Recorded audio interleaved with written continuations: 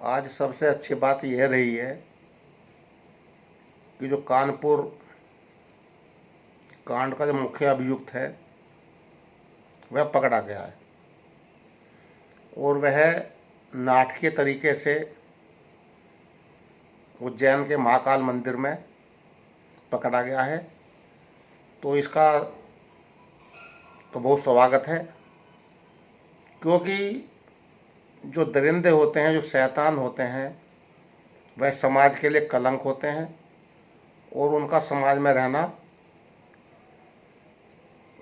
जितना भी समाज में रहेंगे उतना खतरनाक ही है।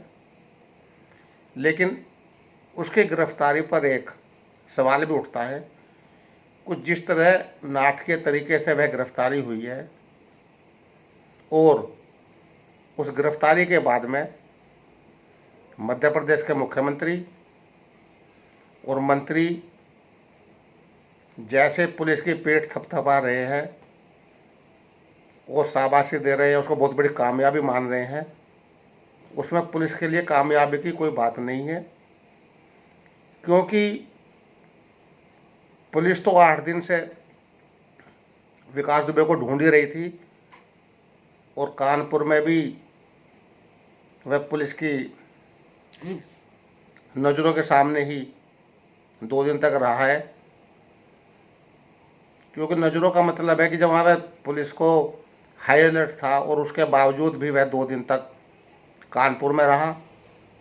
उसके बाद फरीदाबाद में भी उसको देखा गया, उसके 3 साथी फरीदाबाद में पकड़े भी गए हैं और कानपुर से वह फरीदाबाद आया है। फरीदाबाद से फिर वो उज्जैन पहुंचा है और पुलिस की आंखों में धूल झोंकता हुआ गया है। लेकिन जो मंदिर पर जो नाटक के तरीके से उसकी गिरफ्तारी हुई है, उसमें पुलिस का कोई रोल नहीं था, क्योंकि वह करीब 2 घंटे वहाँ पर मंदिर पर रहा है। मंदिर के बाहर भी उसकी फ़ोटो देखी गई है, जैसे वो पुलिस का इंतज़ार कर रहा था। और जैसा कि वॉचमैन ने बताया है कि 2-3 लोग ये साथ में थे, तो उन लोगों ने ही पुलिस को इतला दिया है। खुद विकास दुबे ने ही पुलिस के आने पर बताया कि वह कानपुर का विकास दुबे है। तो उसने तो गिरफ्तारी दी है, सरेंडर किया है, न कि पुलिस ने उसको गिरफ्तार किया है।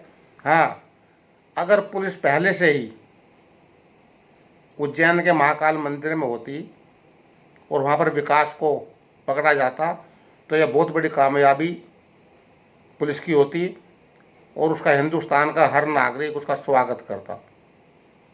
लेकिन जिस तरीके से मंत्री पेट थपथपा रहे हैं, उनको अपनी असफलता माननी चाहिए। इसमें कुछ मतलब दुख नहीं होना चाहिए कि जो गलती हुई है, जो उनकी पुलिस नाकाम रही है कि 7-8 दिन तक 9 दिन तक उसको पकड़ा नहीं गया है, उल्लू का छिपे का खेल चल रहा था, उसके बावजूद वह सीसीटीवियों को लांघता हुआ, जो टोल टैक्स है उनको लांघता हुआ, सड़कों से गुजरता हुआ फरीदाबाद पहुंचा और वहां से मध्य प्रदेश गया है।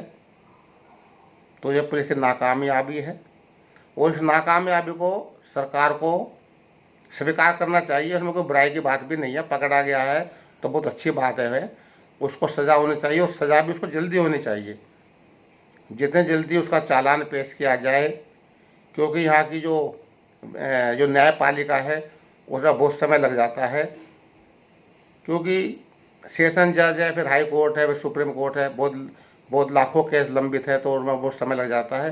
तो लेकिन यह केस एक पुलिस से जुड़ा हुआ केस है और जिन लोगों की हत्या की गई है वह इस समाज के रक्षक हैं।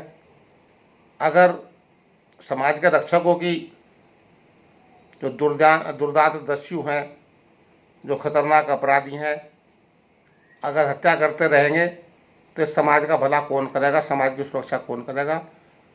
तो इसलिए इस केस में जितने जल्दी हो सके तो विकास दुबे और उसके जो दूसरे साथी हैं उनको जल्द से जल्द सज़ा होनी चाहिए।